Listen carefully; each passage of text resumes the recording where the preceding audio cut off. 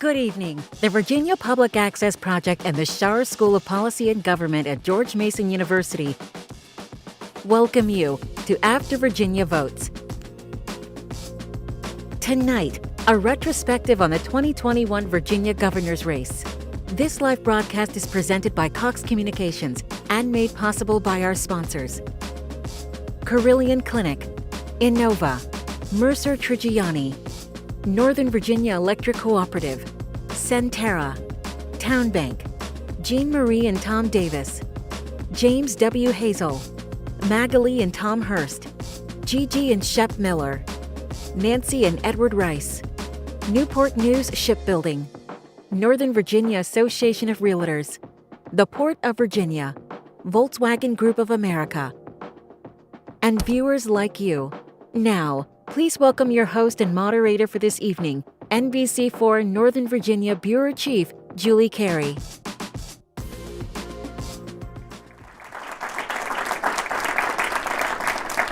Well, good evening, everyone, and welcome to After Virginia Votes. I'm Julie Carey. I'm the Northern Virginia Bureau Chief for NBC4, and it is my privilege to moderate this unique event organized by the nonpartisan Virginia Public Access Project.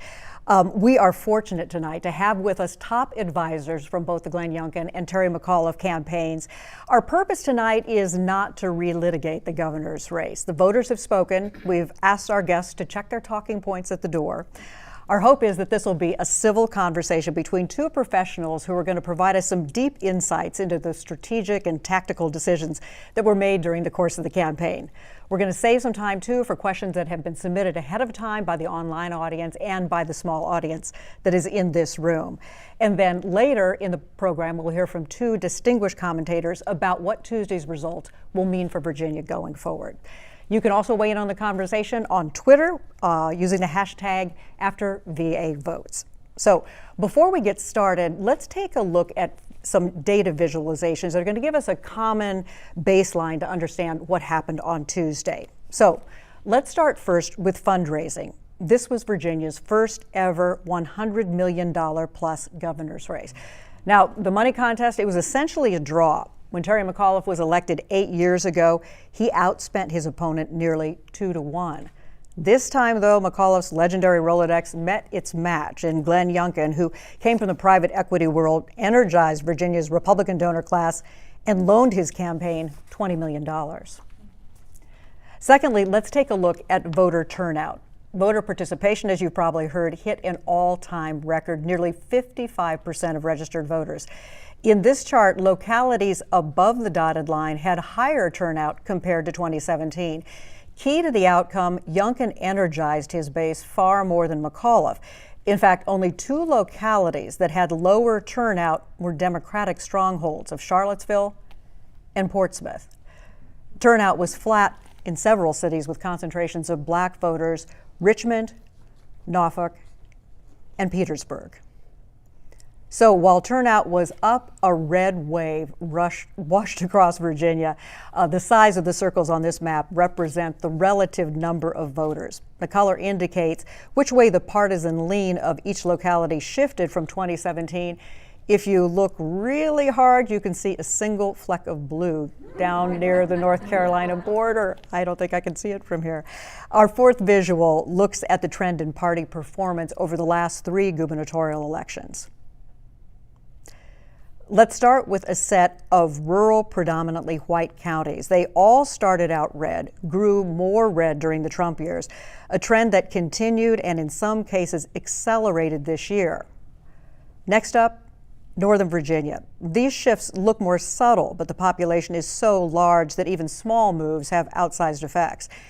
And finally, let's look at 5 downstate suburban localities, all which became more blue in 2017, then shifted back this year. The red wave last Tuesday splashed over every Virginia locality, with, again, that one exception, tiny Emporia near the North Carolina line. And our final visual takes a look at the House of Delegates, where Democrats had regained control after nearly 2 decades in the wilderness. Republicans needed 5 seats to tie, 6 to regain control. They flipped 1 in Southwest, 1 in the Fredericksburg area, 2 south of Richmond, 1 in the Peninsula, and finally 2 in Virginia Beach, although as of this evening, still some questions about whether there will be recounts in a couple of those races.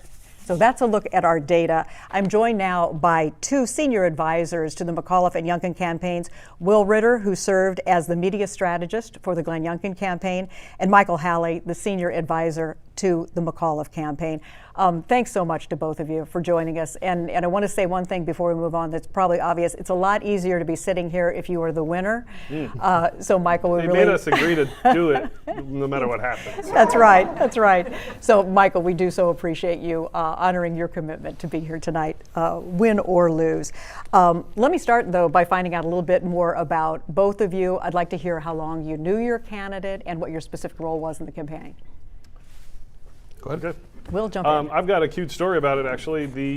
So I've got a 1-year-old son. I got 2 sons. I got one 1-year-old named Ben, and he's exactly as old as long as I've known Glenn Youngkin. Because I know this because I left the hospital after Ben was born and healthy, but there was this guy that we'd been trying to meet with who was thinking about running. He's a Carlisle executive, interesting profile, and we got a call from his people that he wanted to meet that day at our shop pool house in downtown Richmond. So I asked my wife, she said, get out of here, you're not doing anything anyway. Ran and we met this guy who was just, he was a breath of fresh air, and he really seemed with it, and like a good speaker, and knew his values. So we were excited about it. So starting then, and just kept running because, we had to hit the ground running. But that's exactly a year about.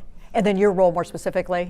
Oh, sorry, my role. So I'm the media strategist. We were the media vendors for the campaign. So we primarily look at, the data and the polling, and we try to create themes that are going to resonate online, down to digital, down to radio, and put the ads together. We made over 42 ads for the Youngkin campaign. Michael? Michael Halle, great to be here with everybody. I first met Terry in 2013, working on the gubernatorial campaign. And as I think people who know Terry here know that, like, once you're kind of have the bear hug around you, it never lets go, which is a wonderful thing. I've just stayed close with him through the years, and when he was asked to do this again and was excited about making another go at it, I was very excited to be part of it with him. It kind of goes through iterations, but ever since 2013, we work with him. My job on the campaign was a lot of the jobs that no one else wanted to do. Which you meant? But it was honestly, working really closely with our campaign manager and senior team to develop the larger strategy for the campaign, and then working closely with the different media components and organizing components, and just helping to make sure that as much of that was symbiotic as possible. Let's use that data presentation to springboard to our first discussion. Looking at turnout, I want to hear from each of you how turnout met your expectations and where you saw surprises in what happened on election night. Yeah, I think we had an initial benchmark of 3.1 that we revised with maybe 3.1 million. That is, we revised as we got closer to the election to 3.2 because we saw the amount of excitement coming up. But that was basically at 3.2. Any surprises anywhere? Yeah, I mean, you saw the map. Much red? Yeah, there's been this kind of conventional wisdom, and that, hey, if we, depending on, how the candidacy is hitting with the people, we might, what we pick up in Fairfax, do we lose in Southwest, right? In dark red areas, are people, less inclined because they don't think he's that much of a red meat guy, or that balancing act. But we just didn't see that, and what we saw was our issues were kind of rising, things at different speeds, but it was all kind of going up. So we figured that there would be a big turnout, but also, it's Virginia. It's blue. So we figured any one of the things that the McAuliffe team was doing well could be the thing that just wakes people up in Northern Virginia, and we would just get swamped. So that was, we were constantly keeping an eye on that. Michael, how about you? Expectations and where you saw best and worst surprises? So, I think there are a few components. If you look at early voting and vote by mail, one of the things that I think, and maybe you guys didn't struggle with, but certainly we struggled with, was there's no baseline for what the expectations should be. So there was 2020, which was the first time those rules were in place, and they were slightly different rules in that you didn't need an excuse and some of these other things. But more importantly, 2017 did not have the same structural system for being able to vote. And 2020 there were a lot of unique factors. The president of the United States at that point was making a big deal of how you voted. It became kind of partisan issue. We were also, importantly, in the middle of a pandemic in a way that was different than this past November 2nd. So understanding what percentage of the overall electorate early vote and vote by mail would make up, I think was tough to peg. In terms of the support margin, I think we had that spot on. So we had a good idea, we knew who those people were. That was obviously got reported every night, and it actually outperformed by about a half point where we expected it to be. I think what we did not anticipate was the level of turnout on election day, and that early voting would make up less than 35% of the overall vote. As the early vote and vote by mail surged at the end, we were expecting it was going to make up a larger proportion. And I think some of the numbers you showed, if you showed that I think it was the second chart that looked at, compared to 2017, a year where the first year the Democrats, after 16 and the shift in presidential power, were as energized as any time I think a lot of us can remember. The idea that we would surpass that turnout in almost every county, the idea that in kind of majority Black and brown areas that usually when in off years like this, those would be the communities where we see turnout drop off right away. The opposite occurred, and so if you showed just those numbers and said, hey, in these Democratic areas, you're gonna exceed 2017, I would have slept a lot easier for the few weeks before the election. And I think what certainly I think we didn't expect was that some of the more Republican areas would be performing at near 2020 levels, that there would be significant amounts of presidential year only voters that would turn out. And I think that was probably a very similar, if our seats were shifted in 2017, probably a very similar feeling where there's just kind of this amount of enthusiasm that even when our enthusiasm seemed up, even was able to wash that out. Interesting. So we know that campaigns take twists and turns with external events. So I want to hear a little bit more about how some key events were processed within the campaign. So we kind of want you to take us inside the room and let us know how it might have influenced the campaign's message or the strategy. I'm not going to put a clock on you here, but we'll try to keep these fairly brief so we can cover a lot of material. So a little bit of a challenge there, and it may be something that it just didn't really land that hard. But let's look first at three events that happened outside of Virginia. The first, January 8th, 2 days after the invasion of the U.S. Capitol, Twitter suspends President Trump's account, a ban that later becomes permanent. And of course, Glenn Youngkin had not even officially declared at that point. So will any ripple, any discussion? No, not really. To tell you the truth, we were still in the planning stages of putting things together. So obviously we were watching it very closely, but we weren't in a position to have to take a position or comment on it. I mean, for us, I think it was more of a emotional response as Americans that this is a terrifying moment And I don't think there was a significant political calculation on January 7th or January 8th about what this would mean. It was more kind of a fear of like, what had just happened and what that would mean for the country more than what it meant for the race. Mm-hmm. Let me ask next about August 16th. So we all watched it during the chaotic withdrawal from Afghanistan. Mm-hmm. We saw the civilians clinging to the military planes, and then 10 days after that, the suicide bomb at the Kabul airport that killed 13 U.S. troops. And that was also a point at which President Biden's popularity began to go downhill. Michael, let me flip back to you first. How about the impact of that within the campaign? What discussion did it engender? I mean, I think there was, again, I think in any one of those moments, as much as like people believe that everyone's like, well, what are the numbers on this? Like, let's get a poll and let's see what this is going to. I think there was generally a fear for, and I think there was, anytime you see that happening, there's an emotional visceral response. Terry's campaign manager from 2013 was on the ground in Kabul as that was happening, so there was an emotional component. Terry's son served in the military. So I think there were pieces outside again of politics, which were the initial reaction.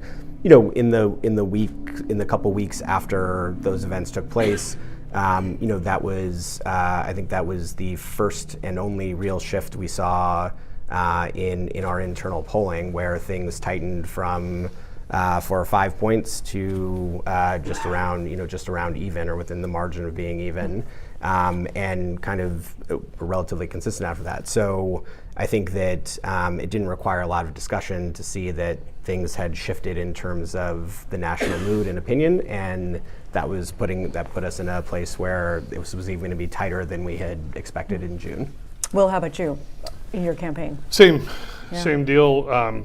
It was just shocking, and your first thought doesn't go to the politics of it, the benefit. You really would like this to end in a good way, as good as it could. It just seemed to be getting worse and worse. I mean, to put the political hat on, we kind of had a choice to make at that point, which was we had been very clear about running on Virginia issues. Very local. And because we had kind of predicted that the McAuliffe campaign would try to nationalize the race because that would work better with his voters. So we were going to try to contrast with that. We also knew that, Democratic celebrities were going to come in, Obama was going to come in. So it's like, what can we do to really focus on Virginia and focus on local issues and make this about like competency as governor? However, then something like Afghanistan happens and you see polling is really starting to drag Terry down. But if we kind of took the bait, or not the bait, but if we try to capitalize on it, then we kind of lost the argument that we're talking about just Virginia. If all of a sudden we're going to try to make an ad about, foreign policy suddenly. So we had a choice to make. We decided to, stick with Virginia issues and kind of stay true to it. I don't think we put a single ad that mentioned Joe Biden on television. Mm-hmm, mm-hmm. Michael, I know you'll remember this date, September 1st. The U.S. Supreme Court refuses to block a Texas law that bars abortion as early as 6 weeks of pregnancy. That was big news in your campaign. I think that was. I think it's anytime there's a moment that viscerally puts into perspective for a lot of people what's at stake in a campaign and what it's going to mean in people's lives.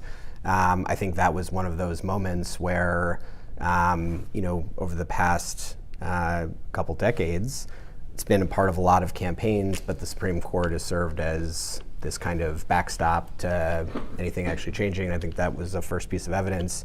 I think there is a question. I hope this, as we move forward from this, people start to engage even more. I mean, you think about, we're seeing a lot of activism at these school board meetings. We're seeing lots of activism around other issues, pertaining to people being upset about something or concerned about something. And I generally hope that moving forward we see more activism around that issue, even beyond where it's been to date, because for people that care about it, there is I'm certain one of them, that is a real risk that stands in front of people, and I think that it brought that into perspective. we didn't see it, moving a new group of people as much as it was energizing the highly engaged people that were already kind of focused on that as a key component of what would make up their vote. And again, for your campaign, yeah, no, I mean, it was, again, we're on the other side of it, of course, but it became something that we knew that could be that thing that really excites a new group of people we did not see, or maybe a sleeping group of people, because there was something very relevant and very topical that was happening in the news media. That being said, we were careful not to overreact. There's a lot of steps that had to take that, in McAuliffe advertising, they tried to, make those steps a little bit tighter. Texas happened, so we'll have to defend it in our own constitution, kind of thing.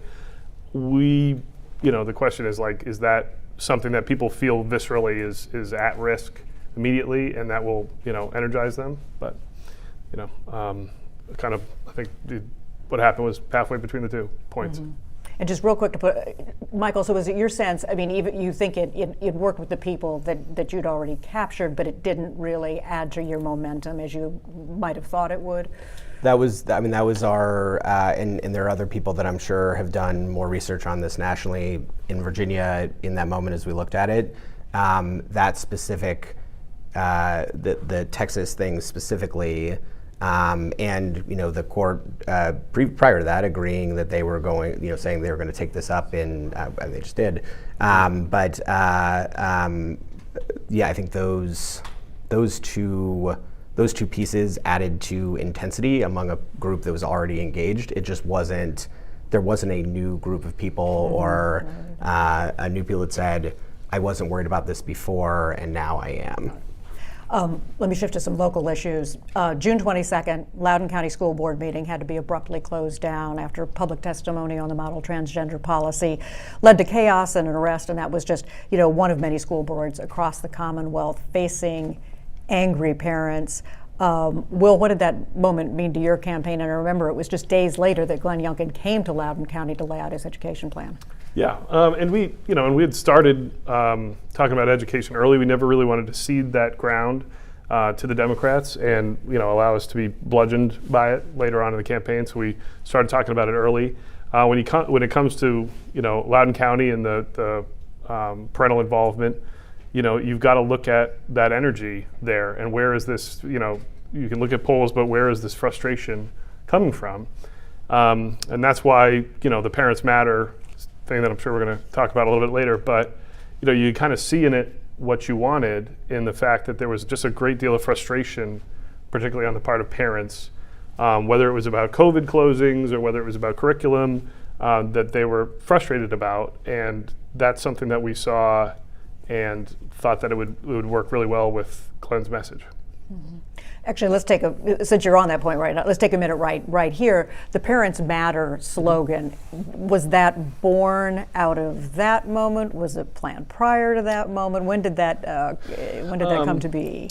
We'd been banging some things around. I think it really crystallized around the debate, though, was we've really got to put a fine point on the sides here. And we will come back to that in a minute too. Yeah. So it was around there. It was both. We could feel this frustration, at these school boards, and just people kind of feeling bullied around. That's what they were telling us, that they didn't feel like that. Their schools were being responsive to their concerns. So that's an advantage. And Michael, what did your campaign make of what had happened that day in Loudoun County that really just kind of put a big spotlight on the frustration that was out there? I mean, did it make you start rethinking messaging at all, or how to focus on that?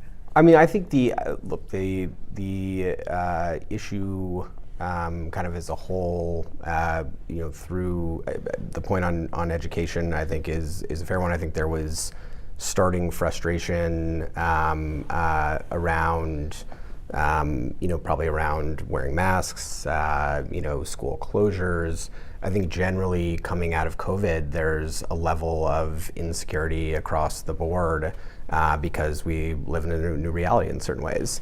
I think that the specific kind of events that you're talking about, and when we looked at that, I think that it felt like there was a base of support that had already lived in the Republican Party, and certainly could be, and I think likely was, one of the sources of energy. But I think that the notion that there were significant blocks of voters that were changing their mind, or that were shifting party, or vote shifting over, I don't think there's a lot of evidence for that. So September 28th, red letter day for both campaigns. The second and final debate, Glenn Youngkin criticized Terry McAuliffe's veto of a bill that would have allowed parents to opt their children out of reading material that had sexually explicit content. And we all remember Terry McAuliffe responded first, yeah, I stopped that bill, and then he uttered the 12 infamous words, I don't think parents should be telling schools what they should teach. I know from listening to others at your campaign, within minutes, you were turning that into an ad. Yeah, we had, you're always looking for, with the airwaves saturated with, back and forth. We were trying to run a positive campaign, but at this point, we've got to put some negatives on the air and get McAuliffe negatives up. And we were looking for some way to tap into this parental frustration without tying it to one specific thing or another. And generally it was, what side are you on, right? And that was a moment that we said, well, this is a clippable, this is not editorializing. This is not Glenn Youngkin saying that Terry's doing this, or some disembodied voiceover saying that Terry believes this. This is Terry saying it. And we, I think we put it in 6 different ads. We had one up within hours, and then started running it on TV as soon as we get to stations the next day. Because basically it was about, in our mind, it was about sides, and people, like we talked about earlier, frustrated with the school administrators, and that sounded a lot like, hey, just let us handle it. I'm the pseudo incumbent, and the way that it's been going is the way it should keep going, and stop making all this noise. So, we thought that was pretty powerful. And you were saying your phone was buzzing within minutes. I mean, yeah, this wasn't even Twitter was telling me to make it into an ad before, yeah. we even had a script written or anything. It was like, because I think people were just, people who were watching on TV were just kind of jarred that something that concrete would come out. Yeah. Michael, did it hit your campaign? I mean, there were a lot of other topics in that debate that night. Yep. Did it hit you right away as a gaffe? As something that you were going to have to worry about, or did that develop afterwards? I think that so I'd say a couple things. One is the bill that was vetoed. I think Terry felt really strongly that veto was the right thing to do, and would do that again 10 times over again. Banning books, and what that was about at its core.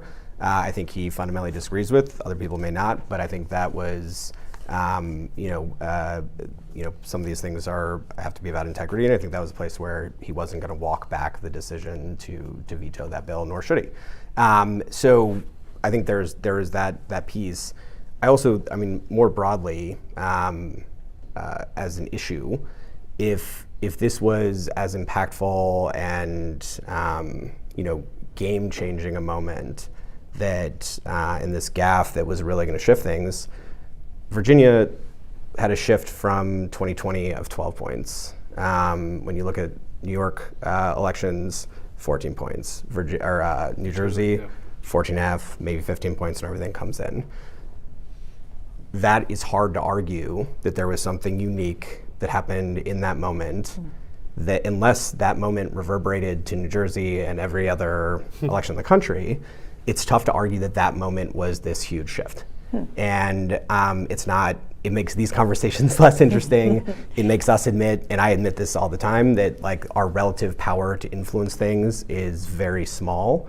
That there's a lot of money spent and all these things happen, but in the end of the day, it's about candidates, and far more often, it's about a broader kind of national mood that is moving one way or another.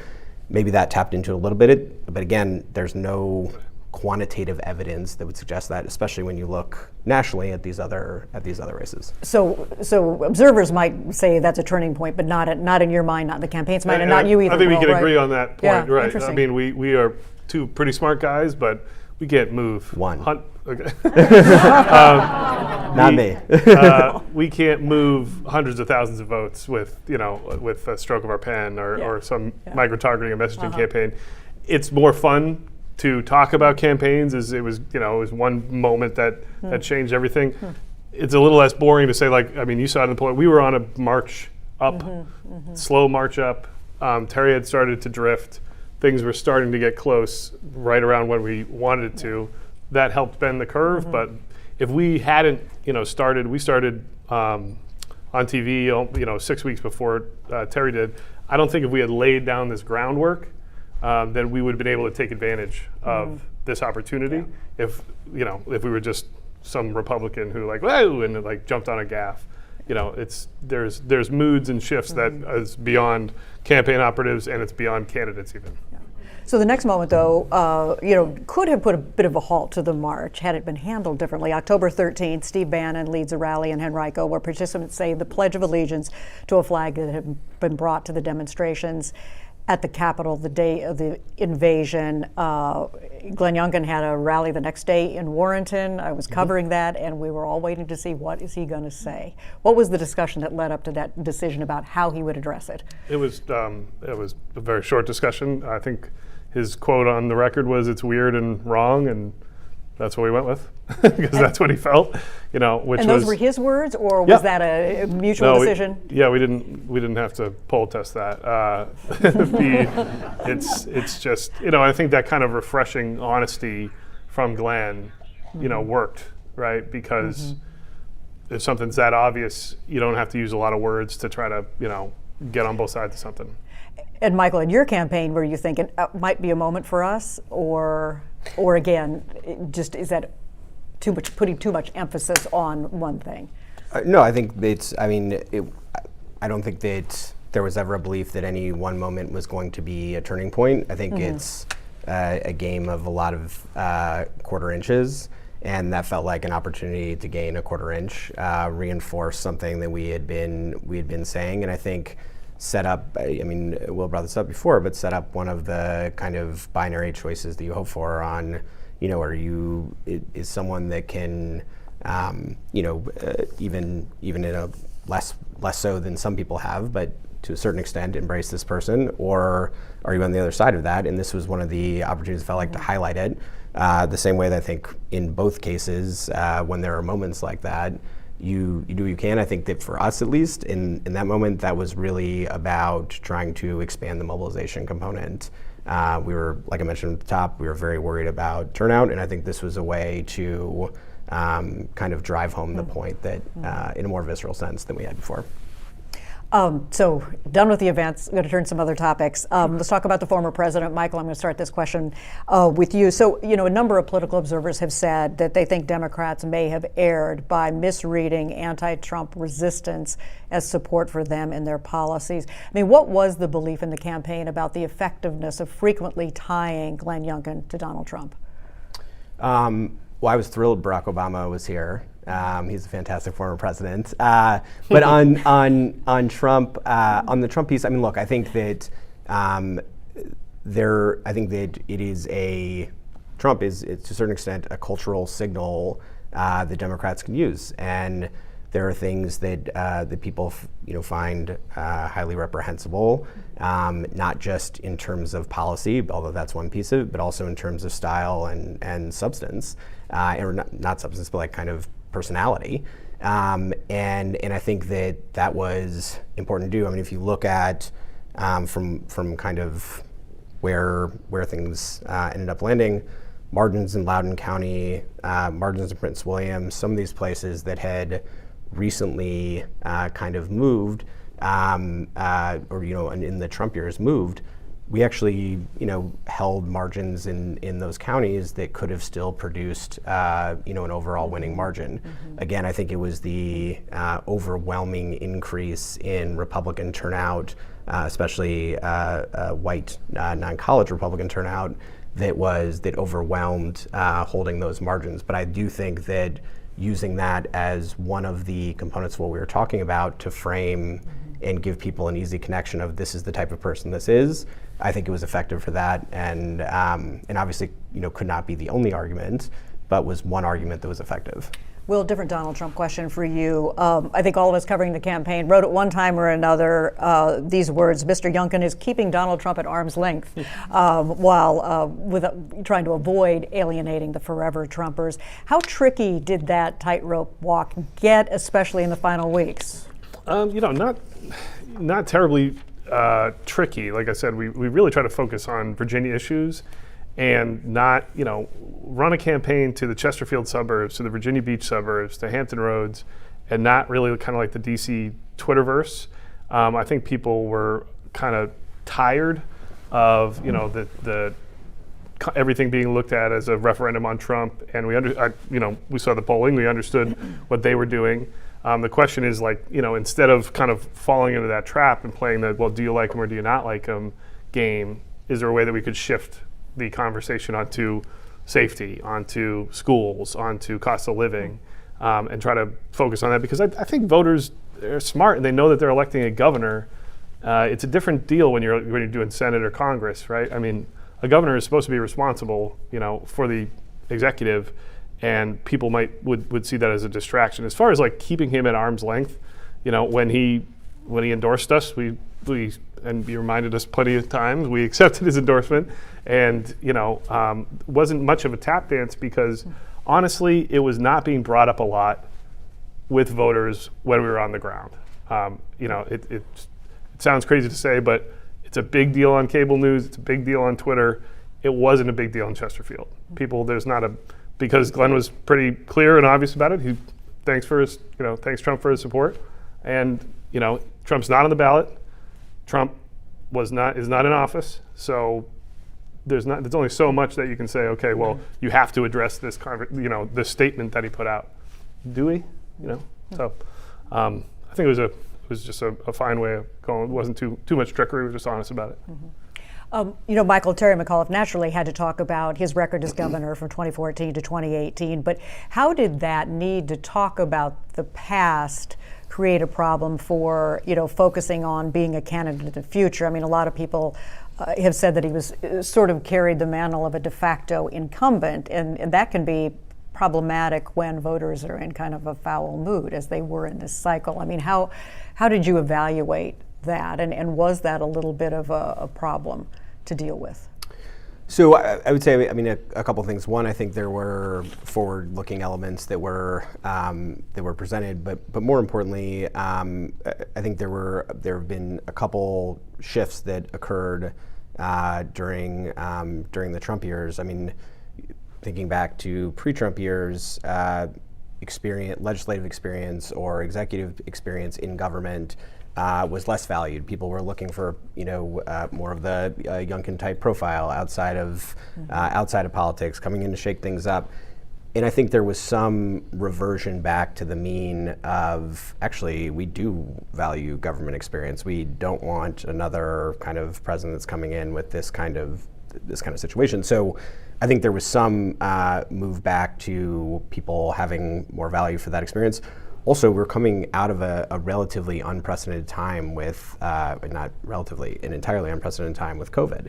And steady leadership, steady hand, someone that's been there before with a record of both bipartisan accomplishment, but also, expanding voting rights, doing the right thing in our mind in tough situations sometimes. And I think that was one of the trademarks of the first term. We are proud of that and wanted to talk about it. I don't think that was necessarily damaging. I do think that when you're dealing with a broader, nationally, Democrats in control for the first time, at least in the executive office in 4 years, for a lot of people that voted starting in 2016, those were it was the first time, or those 4 years were the first years that they had ever voted for a Democrat. There were a lot of voters who were probably Romney voters and everything else. I mean, we've seen those shifts occur, and vice versa. They're Democrats that probably voted for Republicans for the first time. I think that was a bar that needed to get passed, and I think that there was the national environment and mood certainly played a lot more, I think, into kind of how people were viewing Democrats as a brand than just Terry's record as governor and what he was presenting in terms of looking forward. Yeah, I mean, if I could build off that, our first ad at the General was, Glenn walking through a field of, we call them zombies, career politicians. We ended it with a kind of a redo of that same ad, and that wasn't a mistake. There's a triple D situation in Richmond, triple D situation in DC. We're an outsider. It's right there. We've got to run as shaking things up because and force them to defend the record. So we really wanted that to be the frame, because if the frame was Republican versus Democrat and that's it, then we don't win that fight. So we have to we try to reframe it as quickly as we could. One more question here before we turn to audience questions. Will, even though very few voters, much less candidates, could accurately define critical race theory, CRT was featured prominently in the Youngkin campaign. How did the campaign evaluate the potential CRT had for motivating GOP voters against the risk of further stoking racial division in the Commonwealth? Yeah, well, I'm going to kind of push back on the premise there. We ran 40 ads on TV, $30 million. Not one of them said critical race theory. Every speech did, and it was the biggest applause line in every speech. Glenn was talking about it on the trail, and I think that this is one of the blunders of Democrats generally. Not saying anything about the McAuliffe campaign, but the response to this, which this idea that it was a completely made up Fox News joke was false. I mean, this was on government websites. This was on best practices. Terry McAuliffe had put it on in 2015.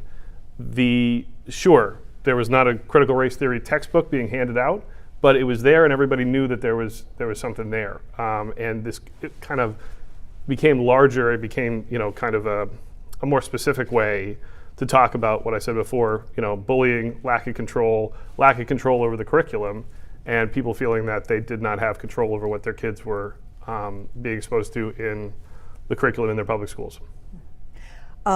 We're going to dive into some audience questions now. Sure. Some of these came in online, some from the room. Let's start from this is one that came online, and it has to do with technology in the campaign.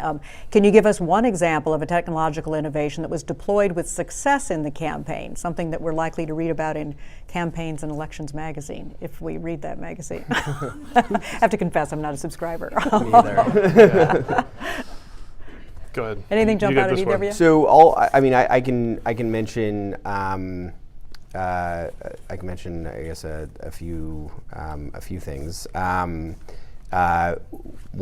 approach the McAuliffe campaign took that I thought was smart is a lot of the digital platforms have made buying on those platforms more efficient and easier to do.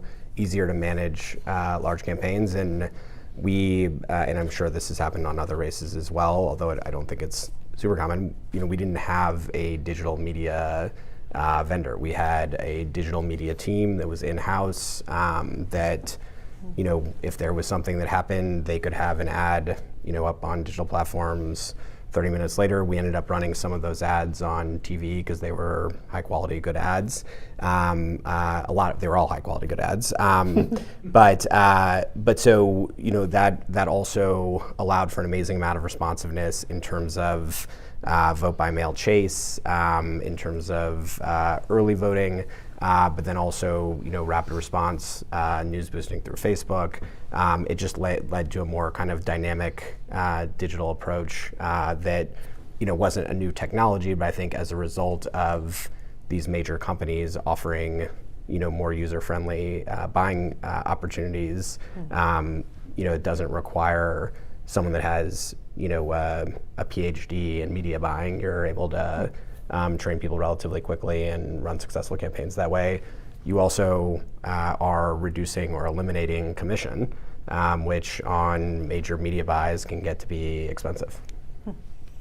And you might not want to answer that question, but what were you most? I didn't bring you in. What were you most proud of in terms of something that you felt like you did that was innovative? Yeah, I think let's see that. I mean, I'd say one high and one low. I mean, not very technical, but I think we ran a lot of 60-second TV commercials, where the typical, your scientifically best unit is a 30-second ad. Mm-hmm. We ran a couple of 60 seconds. I know that you guys ran a couple as well. That kind of tell a little bit more of a story. Mm-hmm. Our intro ad at the very beginning of the campaign was 60 seconds long to go through Glenn's bio and to build up his positives as somebody who was local, somebody who worked his way up from the bottom, from somebody who played basketball, that kind of deal. So we kind of took a risk because you're cutting your frequency in half when you do a 60-second ad for the same amount of money. But we kind of wanted to tell a story because we knew we had to get people to know the real Glenn. Another on the other side of things, I would say just generally the micro-targeting and not taking any vote, not leaving any votes on the field.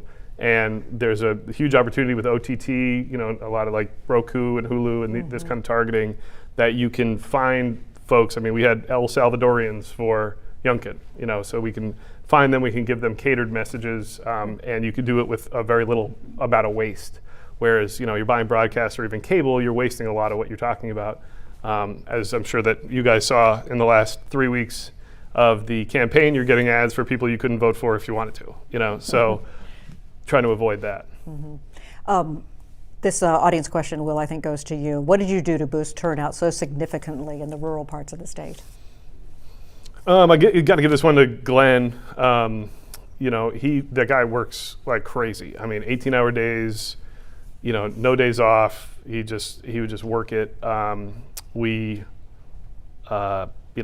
tour. He did a lot of events. He'd do a lot of quick rallies and keep moving. We tried to touch, events where people already were and get people rallied up. So I'm gonna. That was the secret weapon we had was Glenn Youngkin. Michael, I'll send this one to you. Not exactly a softball here. Why didn't you attack or define Youngkin earlier? After the convention, you let him control the early narrative and he got traction. Audience question for you. Interesting. I mean, so I guess I'd say if we're talking about TV specifically, which I think it must be because we, were even prior to the convention, posting up against Youngkin, and definitively, I think for our primary, thought that was a helpful component to have, kind of a Republican counterpoint to talk about. So online and certainly through Earned and everything else, we had started that. There were a set of different kind of rumors out there. We saw on the slide that Youngkin had spent $20 million of his own money. Someone probably had the capacity if he, I don't know his personal finances, but could have potentially spent more. We believed he was likely to spend more, and frankly didn't know at that point kind of what our trajectory would be in terms of dollars. So I think there was a decision to that extent. We also did a consistent monitoring. Typically at that point in a campaign, you would not be in the field kind of testing where things stand week to week. We were, because I think there was a fear that are we going to see positives jump up? Are we going to see some other issue?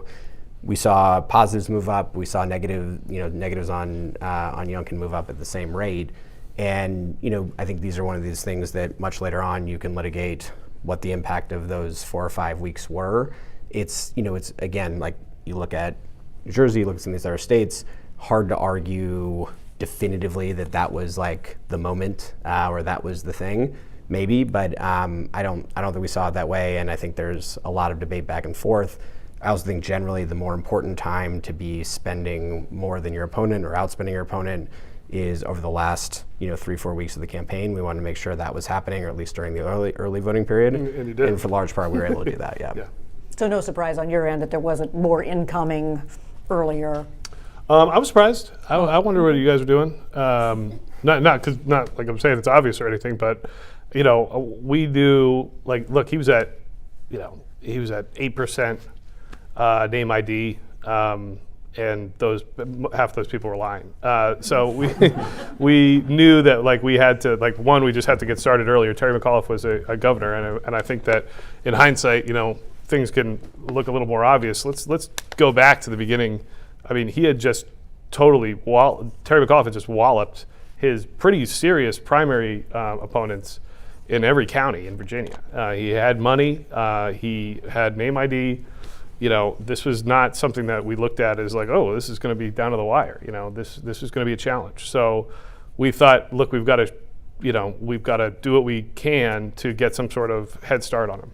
And we know, based on McAuliffe's pedigree, that he was going to come out not nasty, but he was going to come out negative, and it was going to be tough, and he was going to try to define us quickly. So we figured, hey, let's roll the dice and see if we can get people to, like I said, Glenn Youngkin's secret weapon. He's great on camera. He seems like a very nice Northern Virginia basketball dad. So it's like, let's get that out there and get people to have some kind of good feeling about him before bombs start dropping. Another audience question related to turnout.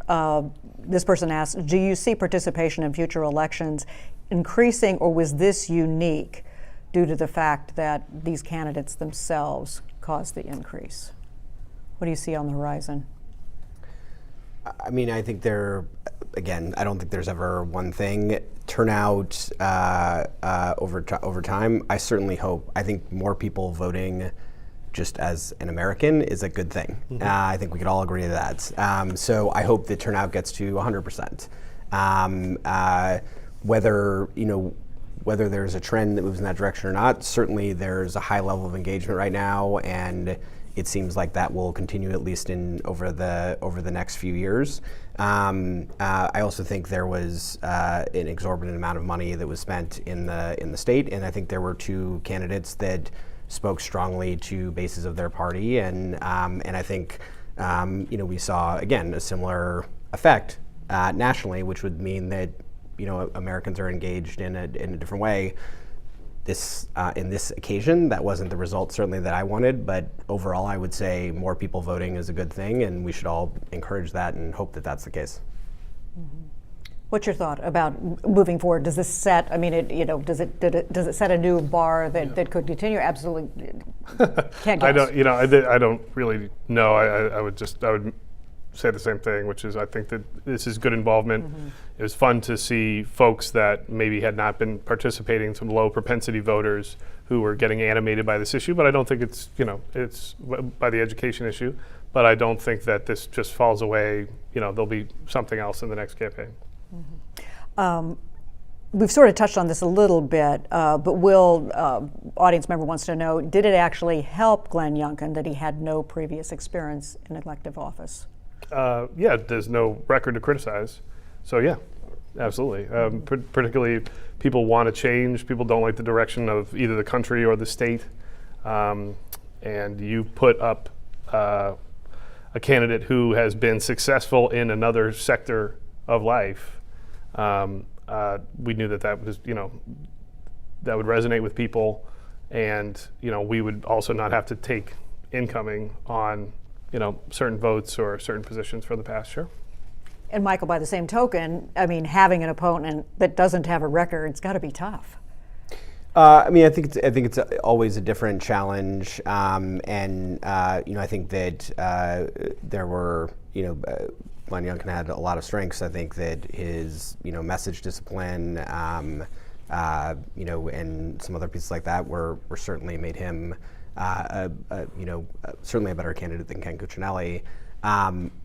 The thing I would say is that in the last week I've been through 100,000 different rabbit holes or rat holes or whatever you want to call it, thinking about every little different thing that could have happened.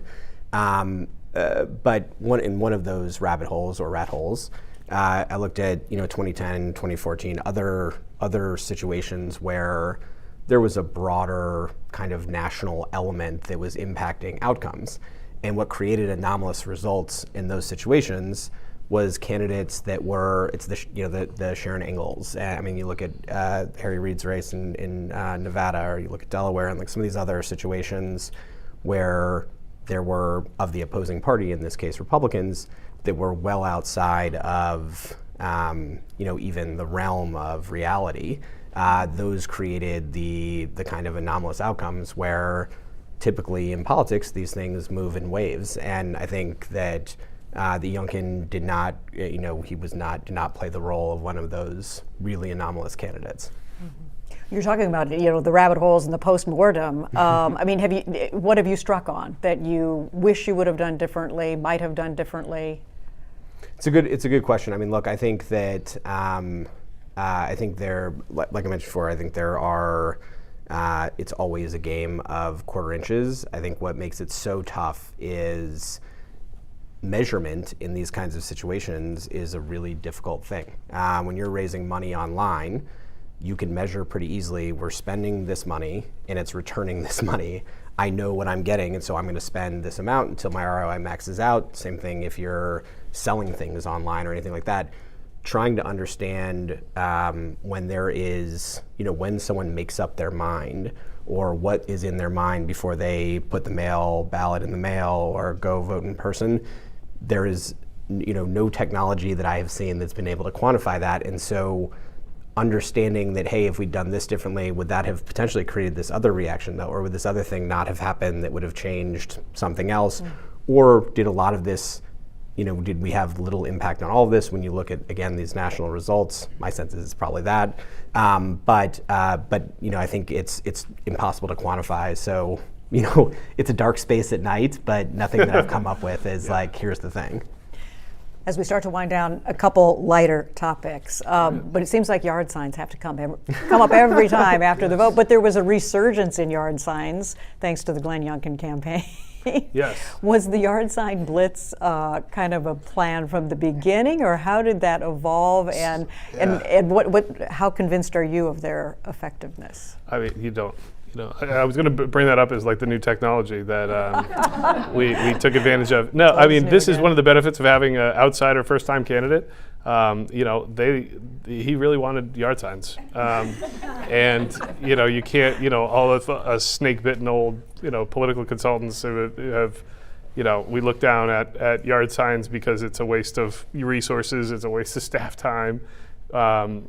He wanted them, and he wanted nice ones, and we said, heck yes. But one thing I will say is that you started seeing them in yards that weren't Trump yards, right? And this is what we were looking for, was that permission slip for an independent voter, for a Biden voter, for a Northam voter to say, okay, I'm coming back over. Because, and if in a neighborhood, people had the guts to say, I'm voting Republican again, that we knew that would kind of have some social, allowance to at least listen to Glenn's message and not just say, well, is he this bucket or that bucket? And then once they could hear the message, they'd see it as very local and very, something that touched their lives multiple times a week. And again, this is a governor's race, right? So. And we can't end without asking about the red vest. Oh man. Are we going to see those across the country now in campaigns? I think we joked about it. My partner Tim O'Toole and I at the firm, like when some of our first shoots. I mean, Glenn, again with the yard signs, he liked the swag, and it was cool swag, and he wanted to wear it. And we were like, well, it's kind of like you don't wear the band shirt of the band you're going to. It's like you're not going to run for governor with a vest with your name on it. And he's like, yeah, I think it's great. It's like, okay, he's the boss. Like, let's see how it goes. So, it worked because it's just like Glenn, some like that kind of brutal honesty and earnestness kind of played well. It definitely wasn't a consultant manufactured image. It was like, this is Glenn. Well, that is sadly going to be our final word for this segment. But our great thanks to both of you, Will Ritter, Michael Halle. Thanks for the deep dive. Thanks for your honesty, and we appreciate you so much being part of After the Vote. Thanks. Thanks for everything, BPAP, guys. Thank you, BPAP. Yeah.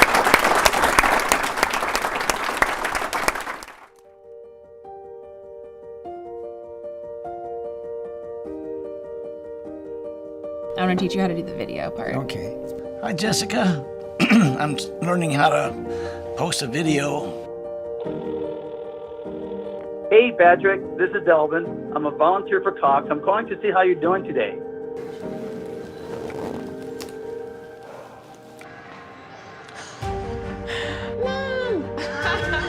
Oh my God, I'm about to cry. With the help of technology, they were able to turn their canceled school play into an original animated film that took things to a whole new level. I honestly can't believe that we did that.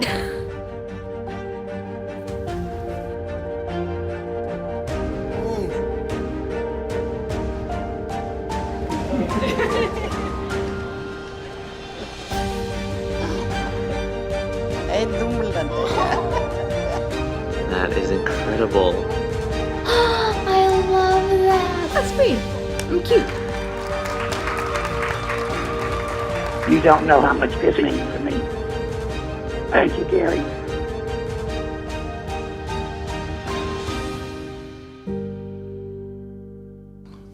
Love it. In these divided times, people are less willing to trust what they read, particularly when it comes to politics. In Virginia, there's a fiercely nonpartisan group that takes a different approach. The Virginia Public Access Project, known as VPAP, is a nonprofit that organizes verifiable facts so you can see for yourself and reach your own conclusions. Our premise is simple, that an informed electorate is key to a vibrant democracy.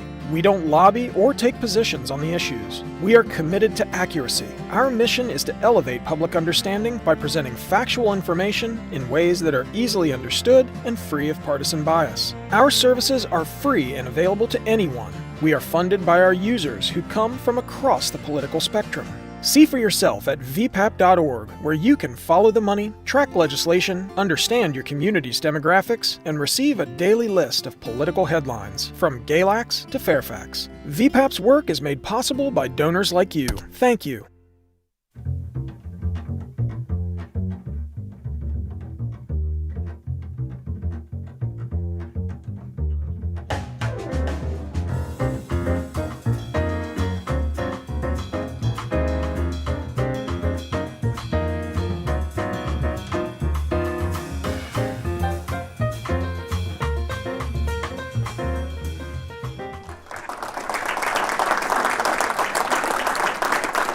Welcome back to After Virginia Votes. I am now joined by our distinguished academic commentators from VPAP's two higher education partners in After Virginia Votes. We're going to look ahead to see what Tuesday's election means for the upcoming General Assembly session, for redistricting, and for the 2022 midterms. So welcome now to Mark Rozelle. He is Dean of the Schar School of Policy and Government at George Mason University, and Quentin Kidd, the Academic Director of the Wason Center for Civic Leadership at Christopher Newport University. Thanks for joining us, both of you. Let's start with a look at redistricting. So in the redistricting commission debates this fall, Democrats insisted that fair maps would show Virginia as +10, as a +10 Democratic state. But how is the GOP sweep likely to reframe what fair is as that issue comes before the state Supreme Court? Mark? Well, I think D+10 is a bit much. Maybe we're a D+4, +5. More realistically, and certainly this election cycle showed that this is not a D+10 state. So, yeah, the Republicans, of course, will define what is fair very differently. And there is a debate going on right now and a controversy over appointees to a redistricting commission and whether this is being done in a nonpartisan fashion. So, political parties all the time will try to game this to their advantage as much as they can. It's always been that way. Virginia made an attempt to do something nonpartisan that fell apart, so we have to start over. Maybe we'll be doing the elections over again next year too. Yeah, we'll talk about that a little bit more in a minute. Quentin, Kidd, what do you think? I mean, how does this start to shift the perception? I mean, it's in the hands of the court, so how much influence can be brought to bear?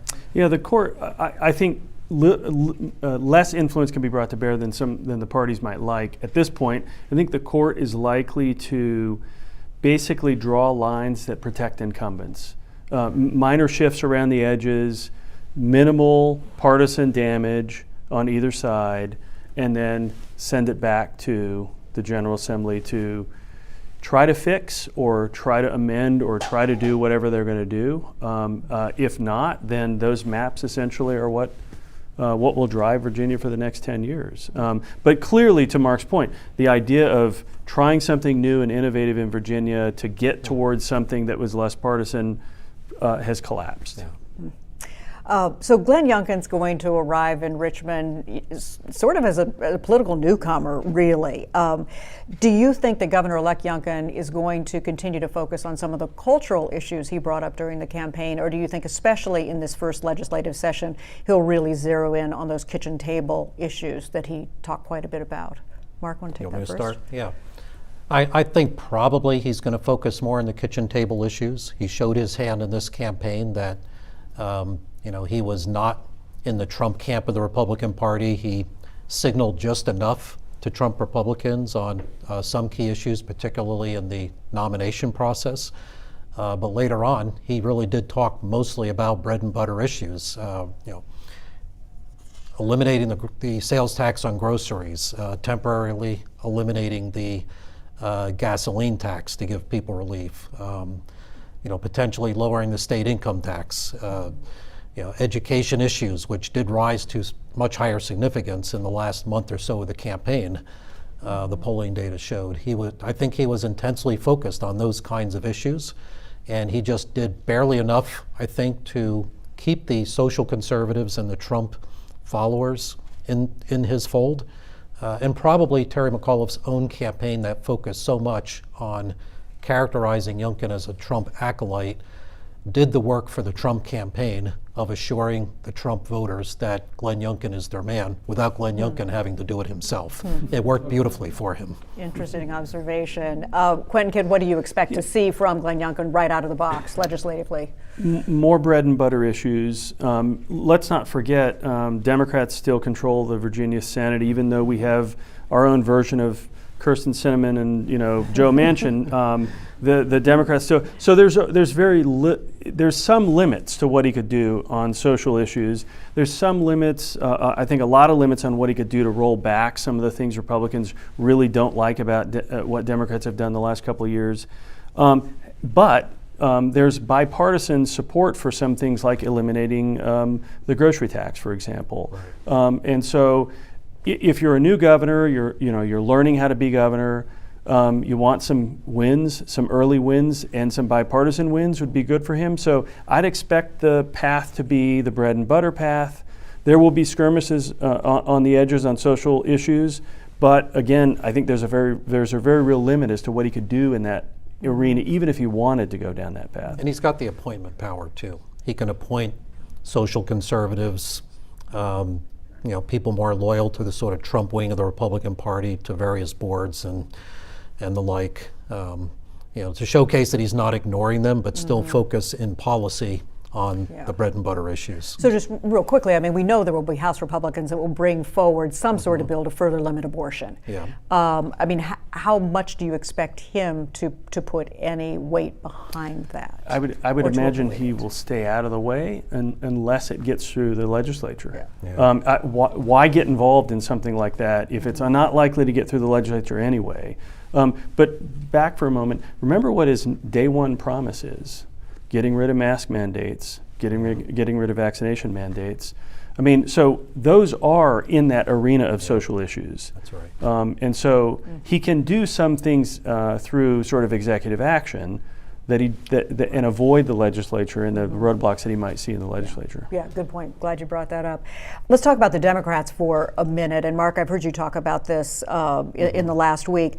Did they overreach in the General Assembly last year, thinking that 2019 was an endorsement of them and their fairly liberal policies for Virginia rather than a repudiation of Donald Trump? Right. So winners of political campaigns all the time overread their mandate from the voters. They always believe that their great ideas have been affirmed by the voters and that they can now do what they said they would do in the campaign. And we all know this in Virginia, what happened for 4 years. Anti-Trump vote. People with an R next to their name got wiped out of offices across the Commonwealth during the Trump era. It was an anti-Trump surge that helped the Democratic Party come to the position of total dominance in Virginia. And I think by pushing an aggressively progressive agenda over those 4 years, even though individually, issue by issue, there was some significant support in the public for them, the perception became that the Democrats had gone too far, too fast. And I think there was a counter reaction to that ultimately. Agree, they overplayed their hand? Yeah, I do. I call what we've experienced over the last 4.5 years a Trump inflationary bubble. It was a Trump inflationary bubble of 4 or 5 percentage points. The bubble burst, and the bubble burst in this election. And I don't know that it was all driven by, I would agree that there's a sentiment that Democrats may have over, but I also think the bubble burst in part because of the national mood. Right. The bubble burst in New Jersey, the bubble burst in New York. So it was more than just what Democrats had done in Virginia. I think there was a larger sort of, I think voters are tired of Trump. They want to move beyond from Trump. And to Mark's earlier point, the McAuliffe campaign may have done the Youngkin campaign a favor by focusing on Trump as much as they did because voters are sick of Trump. The Democratic brand was suffering. I mean, with the declining popularity of the president, what happened in Afghanistan, the crisis at the border, inflation, and then I suppose ironically, the declining of the surge of the Delta variant reduced the impact of the coronavirus issue as a key issue in this campaign. So the polling that we did with the Washington Post showed that that issue declined in significance, substantially in the last weeks of the campaign, and that was a big McAuliffe advantage issue. Yeah. So perhaps ironically that the virus surge was handled so well in Virginia that the issue started to disappear in the minds of Virginians while that was being done during a Democratic administration. And Terry McAuliffe lost a big advantage issue in the campaign that he had had. Yeah, and of course that poll showed as COVID concerns declined, the education issue rose much higher, and economy obviously always a concern. Now that Republicans have regained control of the House after 2 years in the minority, how do you think they'll try to reestablish their brand, and will it be different than what we've seen before? Want to start with that, Quentin? So the question is, what is their brand? So I think among the things Republicans may have figured out how to do is how to deal with their factions. They use that ranked choice vote at the convention to sort of sideline the Trump wing, but those delegates are still in the legislature, and the issues that they care about are still there. And so the real outstanding question for me is, what is the Republican brand in the House of Delegates right now? And I don't know the answer to that right now. Glenn Youngkin, again, was able to speak to sort of the Trump base and white evangelicals just enough to get them excited, but he seems more bread and butter, more basic economic conservative to me, and so I'm not sure what the answer is. How much do they model their brand after Glenn Youngkin? Right. Yeah, I think that's key. And by the way, that's a really important point, that the Republicans had this distributed convention with ranked choice voting that enabled the party to nominate somebody who's actually electable, right? So you have these primaries, or closed conventions where you have a smaller, more intensified activist base participating that is not reflective of the general voting population, even among Republicans. And you get these outlier candidates who can't win general elections. So I think they did themselves well to have that. Will this be modeled in other campaigns? I think so. The way he sort of straddled that, Trump wing and then the mainstream of the Republican Party at the same time, that tightrope act you mentioned. A lot of people thought the Trump followers would sit on their hands on Election Day unless Glenn Youngkin did everything on all the issues that they care about. And he didn't do that, and he was able to hold those voters. I mean, the poll that we had showed 99% of Trump 2020 voters were for Youngkin, and 89% of Biden 2020 voters were for McAuliffe. That to me was huge, showing that he solidified the Trump base in the Republican Party without having to do too much on their issues, and They let him do what he had to do in order to win. They didn't push him and say, be 100% on 100% of our issues all the time, or we're going to walk or sit on our hands on election day. And you didn't have Trump. He kind of hinted at it at one point, but he didn't go that far. Trying to say that Youngkin's not going far enough, and he better be, with my movement, or else he's going to lose. And Amanda Chase walked away for about 6 weeks. Yes. After the convention, which I think really helped Youngkin. In that time that he was defining himself. Correct, right. For Virginians. Yeah, right. And I'm going to drill down more, again, on the look ahead at the midterms in a minute, but sticking with the General Assembly for a minute longer. How do you think each political caucus now is looking at the prospect of perhaps having elections again next year? I mean, they hadn't even counted the votes hardly before that buzz started, that we could be doing this again in fall of 2022. The real challenge, I mean, I'm sure that the consultants love it. The candidates are probably thinking, what in the world have I got myself into? The challenge here is 45 days unrestricted early voting. So the DC media market is a little bit more expensive, but if you live in the Richmond media market, the Hampton Roads media market, Charlottesville, Roanoke, Lynchburg, you saw delegates on TV 5, 6, 7 weeks out.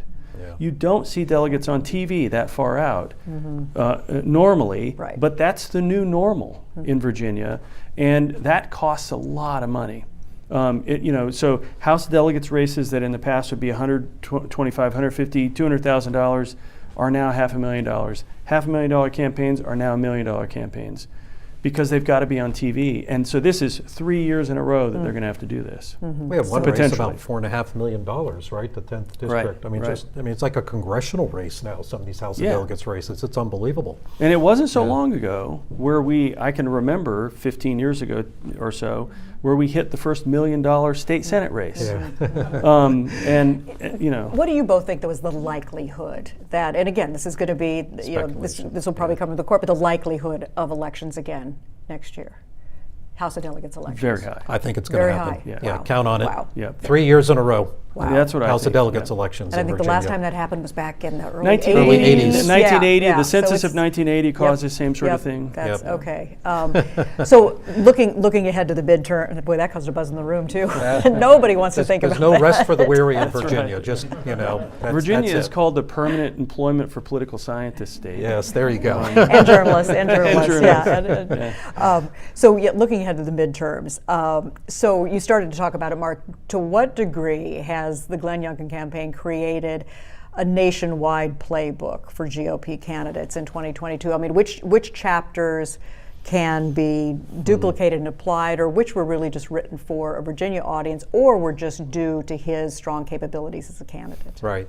So I think one important fact is that this is going to tell many Republicans in places around the country where people had said Republicans can't compete, that they can compete now. If you can win in Virginia, blue trending state, hasn't elected a Republican statewide in 12 years, it's still demographically a blue leaning state, despite what happened in the election. I think that sends a strong signal, and it will activate a lot of enthusiasm, I think, in the grassroots and help these candidates raise money. And I think many will be looking at the Youngkin campaign as an exercise to study about how to, sort of straddle that difficult line with holding the Trump base and yet expanding to, win independent and swing voters, which he did. I mean, he won the independent voters by 8 percentage points while holding the Trump base, and that's what people said couldn't be done. It was done. Right. Quentin, his team though likes to say that a lot of this is credit to a high quality candidate. So that's why I ask about the duplication in other places. Is is a lot of this just because of who Glenn Youngkin is? So what Glenn Youngkin has that probably most other candidates aren't going to have is a deep pocket. He is smart as a whip. He's a fast learner. All of those things now, not that any other candidate out there might not be smart and a fast learner, but there are lots of congressional districts around the country, in suburban Kansas City, suburban Denver, the western side of Philly, that look like Virginia politically, that Republicans must be looking at now and saying, there's a path. We can see this path through. The question is, can we find the candidate that can walk that path, who has arms long enough to embrace the sort of middle of the electorate, but still sort of be able to rub the shoulder of the Trump voter. So it clearly is a lesson for candidates out there. Now, we probably aren't going to see everybody wearing red vests and things like that, but they'll find their own things. But it might help the GOP start to move beyond Trump a little bit more. Yeah. I was going to say what might be real different though is if Trump decides that he's going to run, so Trump was in a unique position here. He's sort of marginalized in a way that he's never been marginalized, and it's too soon to say I'm going to run again. People are encouraging him not to say that. 10 months from now, Trump may be an announced candidate for president in 2024, and his new media empire may be, having him out all over the place, and the dynamic may change a little bit. And so, I think the general lesson of the Youngkin win is still there, but the dynamic of Trump himself may look different. And looking more closely at that specific lesson as it relates to Donald Trump, which you both touched on a little bit, just to talk about it a little bit more though. So has Glenn Youngkin charted a path for this new sort of middle ground? And so you suggest maybe it will embolden other candidates if the landscape doesn't change too much. I mean, what do you think about that? Has he shown the way to some others? But will they? Not in a place like Alabama or particular congressional districts in Texas, but there are a lot of congressional districts that look like Virginia. Look, if I'm a Republican, I'm looking at who do we nominate in the 2nd congressional district here in Virginia or in the 7th? Right. Those two districts are almost smack dab in the middle of the ideological spectrum in Congress. Whoever Republicans nominate in those districts should, get the Youngkin playbook and study it seriously. And the places that look like Virginia are the ones that matter. So Alabama's not going to matter, right? You can run as a Trump acolyte or whatever they call them, and that's great. You're gonna win. But the places that look more like Virginia, the sort of purple swing areas of the country, sure. I think it is a model. Yeah. Let's look at Democrats. What do Democratic candidates learn from this race, and what do you think discovering about how they need to retool their message? Have a forward-looking campaign, have a positive campaign that tells people what difference you're going to make in their lives if you're elected, and make that be more the focus than running a campaign that was so 2017, 18, 19, and 20, which is what people tended to see very much come from the McAuliffe campaign in this latest election cycle. The anti-Trump message was not as powerful with a diminished former president who was not on the ballot and not in the White House. And I just know a lot of people who were in Terry McAuliffe's camp who were just saying, underwhelmed. Move beyond that and start. You have a record as governor. You did a lot of good things. They said, why is that not coming across more strongly than it is in this campaign? So there, if you'll go back in your mind's eye to the article in the Washington Post where Terry McAuliffe announces he's running for governor, the picture, 3 black women, Senator Louise Lucas, LeVar Stoney, the mayor, elementary school as a backdrop, the signage on the podium, our children, our schools, our future. Yeah, that's it. I don't know where that Terry McAuliffe went toward the end of the campaign. Exactly. And that, I think, is the issue. And this was probably the worst environment for Democrats since 2009.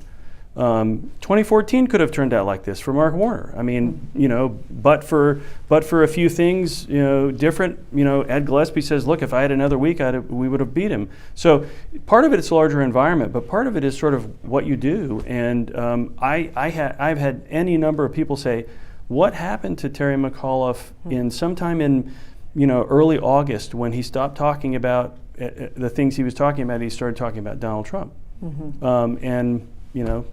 I think that image of his announcement really says a lot, because Democrats lost ground among black women voters. They lost the issue of education. The Youngkin campaign took that issue, and that was literally what he announced on in front of an elementary school with that signage on the podium. And actually, this is one area where I disagree with the previous panel. I think the education issue was key in this election. The Washington Post Schar School poll in September showed that it was down among the list of issues that people cared the most about, but it was a huge McAuliffe advantage issue. And then the late October poll that we did with the Washington Post showed it was the #1 issue, and McAuliffe's advantage had completely disappeared. So to me, that was a defining moment, that debate. That did change the trajectory of the campaign. And I don't think the gaffe, those 12 words, 14 words, I don't think that didn't shape anything. It crystallized, I think, things in the minds of voters. Just reinforced. It reinforced what was going on already. This shift, this losing ground on the issue of education. I think it threw jet fire on it, actually. So we may disagree on that point. Yeah. Well, unfortunately, we are out of time. Thanks so much to both of you. I would like to thank all of our speakers tonight, Michael Halle, Will Ritter, Dr. Quentin Kidd, and Dr. Mark Rozelle. We also want to thank our host, the Schar School of Policy and Government at George Mason University, Cox Communications, and all the other sponsors whose support made this annual program possible. We have recorded this conversation, so if you want to check in with it again or share it with friends, you can find it tomorrow at vpap.org. Thanks for joining us, and good evening, everyone. Yes.